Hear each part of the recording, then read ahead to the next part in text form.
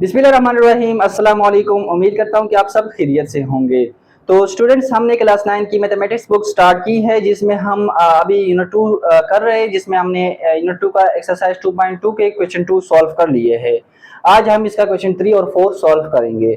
जो student new है तो उसके लिए मैंने प्लेलिस्ट बनाई हुई है, जहाँ पे यूनिट 1 और यूनिट 2 का 2.1 देख सकते हैं। तो आज हम करते हैं यूनिट 2 का 2.2 का एक्सरसाइज 2.2 का क्वेश्चन नंबर 3। तो क्वेश्चन नंबर 3 हमारे पास है, find the value of x in the following questions. क्या करो कि आपको जो क्वेश्चंस गिवन है उसमें क्या करो, एक्स की वैल्यू फाइंड करो। तो हमारे पास फर्स्ट हमारे पास पड़ी हुई है, तो ये पड़ी हुई है लॉगरिथम फॉर्म में। जो स्टूडेंट्स न्यू है उनको समझ नहीं आ रहा होगा, वो प्रीवियस लेक्चर देख ले, लाजमी प्लेलिस्ट में पढ़ा होगा कि हमने पढ़े थे इसके जो जनरल फॉर्म थे कि ये हमारे पास क्या है, ये एक्सपोनेंशियल फॉर्म है और ये लॉगरिथम फॉर्म है। और हमने कन्वर्ट भी किया था लॉगरिथम से एक्सपोनेंशियल फॉर्म में और एक्सपोनेंशियल फॉर्म से लॉगरिथम फॉर्म में।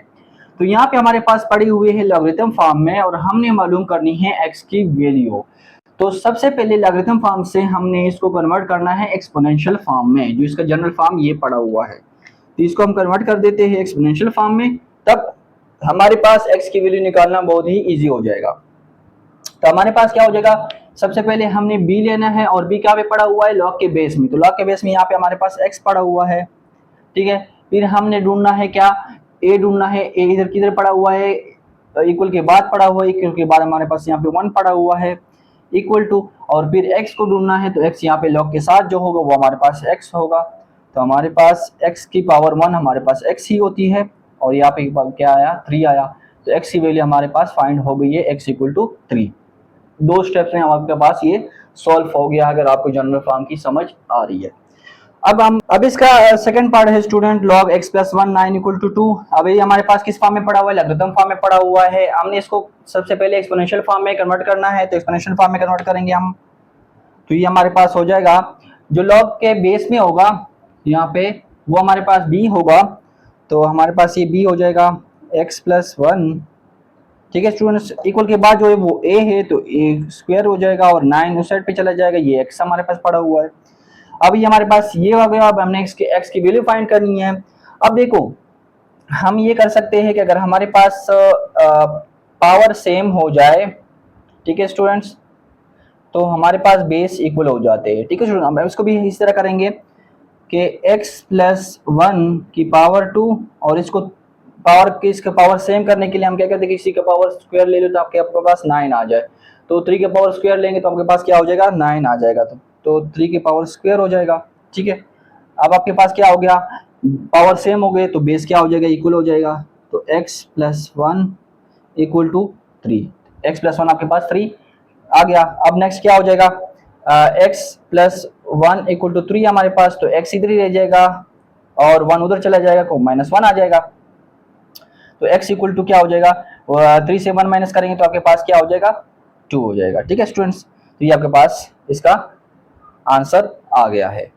अब हम चलते हैं इसके नेक्स्ट पार्ट पे। नेक्स्ट पार्ट हमारे पास है third, log 381 equal to x. अब हमने सबसे पहले इसको कन्वर्ट करना है किस फॉर्म में, एक्सपोनेंशियल फॉर्म में। एक्सपोनेंशियल फॉर्म में कन्वर्ट करने के लिए सबसे पहले b को देखेंगे, b यहाँ पे पड़े हुए हैं बेस में, a यहाँ पे पड़ा हुआ है और ये आपके पास x है, तो ये आपके पास इस फॉर्म में आ गया एक्सपोनेंशियल फॉर्म में।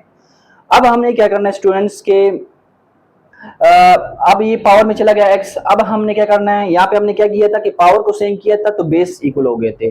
अब यहाँ पे क्या करना है कि हमने बेस को सेम करना है, तब हमारे पास ये पावर इक्वल में आएंगे, ठीक है। क्योंकि यहाँ पे 81 का पावर हम x नहीं ले सकते, ठीक है।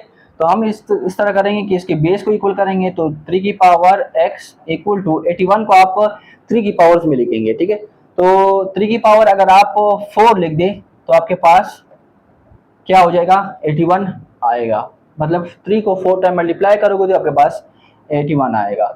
और फिर क्या हो जाएगा, हमारे पास पावर सेम हो गए, बेस सेम हो गए, तो पावर बेस सेम हो जाएंगे हमारे पास, a इक्वल टू a हो जाएंगे। तो आपके पास क्या हो जाएगा, पावर इक्वल हो जाएंगे, ठीक है स्टूडेंट्स। तो इसी तरह हमारे पास इसमें पावर इक्वल हो जाएंगे, तो x इक्वल टू 4 हो जाएगा और आपके पास x की वैल्यू फाइंड हो जाएगी, ठीक है। ये दो फॉर्मूले भी आपने याद रखना है। अब हमारे पास इसका फोर्थ पार्ट है, वो है हमारे पास, इसको हमने सबसे पहले एक्सपोनेंशियल फॉर्म में कन्वर्ट करना है। एक्सपोनेंशियल फॉर्म में कन्वर्ट करने के लिए सबसे पहले b को ढूंढेंगे, तो b हमारे पास इधर बेस में पड़ी हुई है, x यहाँ पे इक्वल के बाद पड़ा हुआ है, और यहाँ पे जो पड़ा हुई है x है हमारे पास, तो 64 ये x आ गया। अब फिर हमारे पास x पावर में चला गया। अब हमने फिर इसको क्या करना है, या तो बेस सेम करना है या पावर सेम करना है। तो पावर तो हम सेम नहीं कर सकते क्योंकि 64 का पावर हम x प्लस 1 नहीं ले सकते, तो हम क्या कर लेंगे कि बेस सेम कर लेंगे।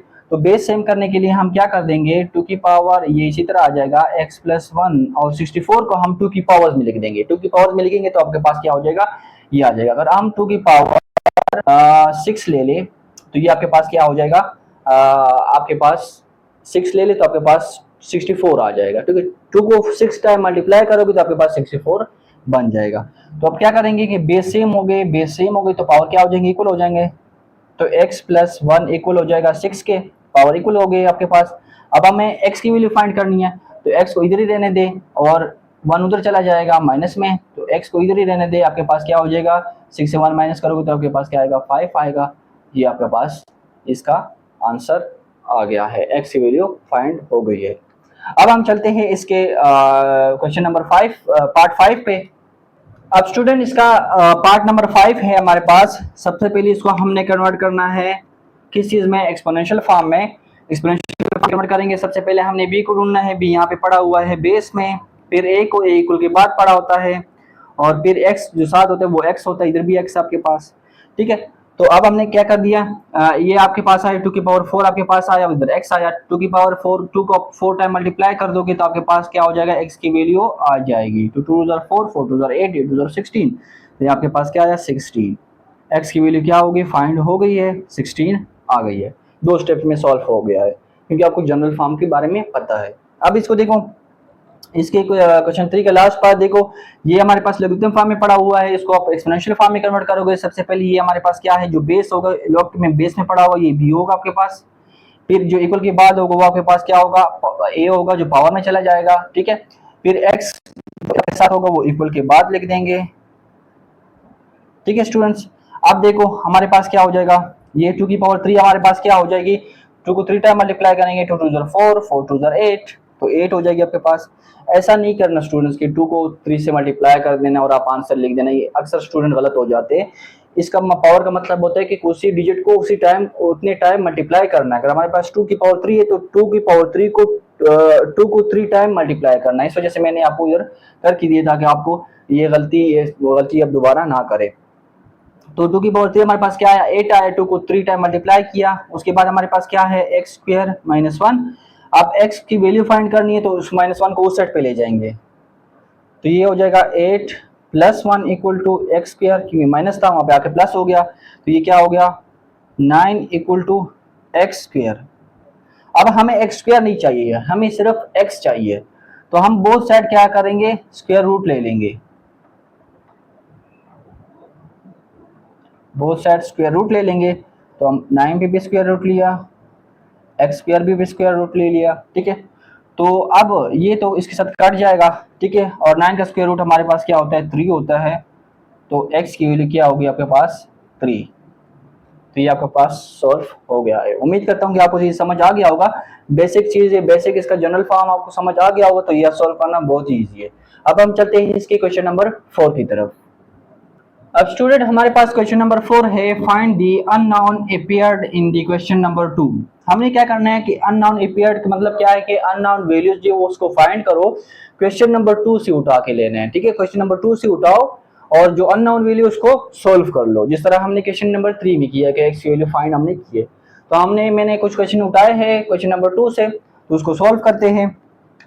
अच्छा, सबसे पहले हमारे पास लॉगरिथम फॉर्म में पड़ा हुआ है, इसको हम कन्वर्ट कर देंगे एक्सपोनेंशियल फॉर्म में। जो जनरल फॉर्म हमारे पास ये पड़ी हुई है, b की power a equal to x, और लॉगरिथम फॉर्म में क्या होगा, bx इक्वल टू a। तो इसको हम जनरल फॉर्म में एक्सपोनेंशियल फॉर्म में कन्वर्ट कर देंगे। तो क्या हो जाएगा, सबसे पहले b ढूंढना है, तो b इधर बेस में पड़ा हुआ है हमारे पास, ठीक है स्टूडेंट्स, और हमारे पास a इधर पड़ा हुआ है इक्वल के बाद, और x हमारे पास इक्वल के बाद लिख देंगे।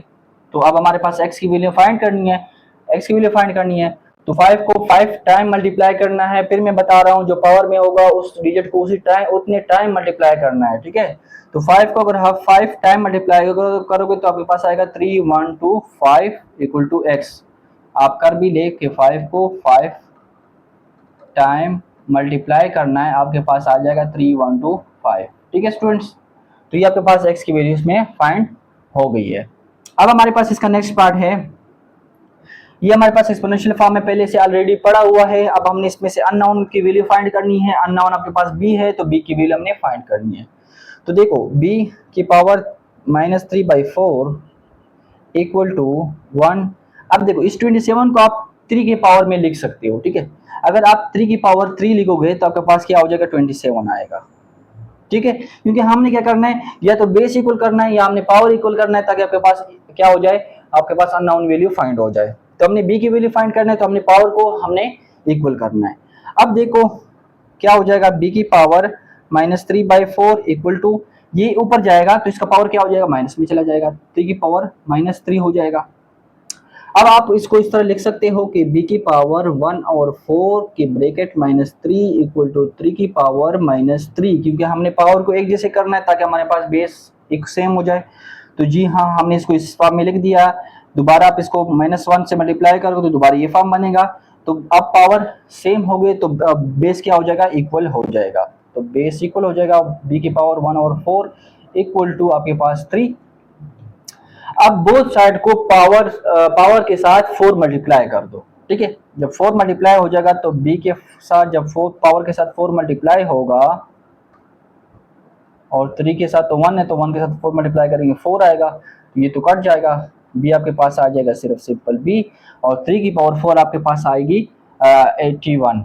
3 को 4 टाइम मल्टीप्लाई करोगे, 3 3 ज़ा 9, 9 3 ज़ा 27, 27 3 ज़ा 81। तो आपके पास क्या हो गया, b की वैल्यू आपके पास फाइंड हो गई है। अब इसका जो थर्ड पार्ट है वो देखते हैं। वो हमारे पास पहले से एक्सपोनेंशियल फॉर्म में पड़ा हुआ है। इसमें से अननोन वैल्यू क्या है, x है। अब इस x की वैल्यू हमने फाइंड करनी है। देखिए स्टूडेंट्स, क्या हम इस 25 को हमने क्या करना है, या तो बेस सेम करना है या पावर सेम करना है, ताकि आपके पास x की वैल्यू फाइंड हो जाए। अब 125 आपके पास पड़ा हुआ है, इसको आप 5 की पावर में लिख सकते हो कि 5 का पावर 3। ठीक है, और x का पावर 3, और इसको भी आप 5 का पावर 2 लिख सकते हो। ठीक है स्टूडेंट्स, आप ये देखो, ये 3 कट जाएंगे क्या, नहीं कट जाते हैं, तो इधर क्या हो जाएगा, 5 का पावर x हो जाएगा, और यहाँ पे 5 का पावर 2 है। अब ये ऑलरेडी बेस सेम हो गए तो पावर क्या हो जाएंगे, इक्वल हो जाएंगे, तो x इक्वल टू 2 हो जाएगा। आपके पास x की वैल्यू फाइंड हो गई है, जो हमारे पास अननोन वैल्यू थी। अब इसका जो चौथा पार्ट है वो हमारे पास है log 10। इसको हमने एक्सपोनेंशियल फॉर्म में कन्वर्ट करना है सबसे पहले। तो b की इधर पड़ी हुई है, इधर बेस में, y a हमारे पास उस साइड पे पड़े हुए, तो ये y हो गया आपके पास, और ये आपके पास x है। तो अब इसमें हमारे पास अननोन वैल्यू क्या है, y है, इसको फाइंड करना है। तो ऑलरेडी ये पहले से क्या हो गया, इसका बेस सेम हो गया है, तो पावर क्या हो जाएगी, इक्वल हो जाएंगे, तो y इक्वल टू 12 हो जाएगी। ठीक है स्टूडेंट्स, तो ये मैंने कुछ क्वेश्चन उठाए थे जो मैंने आपको सॉल्व करके दिए कि इस तरह सॉल्व होंगे, अननोन वैल्यू फाइंड करनी है। तो कुछ क्वेश्चन इसमें रहते हैं, तो वो आपका होमवर्क है, उस पर आप खुद प्रैक्टिस करोगे ताकि आपको ये समझ भी आ जाएंगे। ठीक है, और आज हमने क्वेश्चन नंबर 3 और 4 समझ लिया है। उम्मीद करता हूँ कि आपको समझ आ गया होगा। और जो स्टूडेंट्स न्यू है उसके लिए मैंने प्लेलिस्ट बनाया हुआ है, इसका यूनिट 1 का और इसके 2.1, यूनिट 2 का 2.1 और 2.2 के क्वेश्चन हमने उसमें रखे हुए हैं, तो वो वहाँ पे जाके देख सकते हो। मैं उम्मीद करता हूँ कि आपको ये समझ आ गया होगा। मुझे दो इजाजत, अल्लाह हाफिज।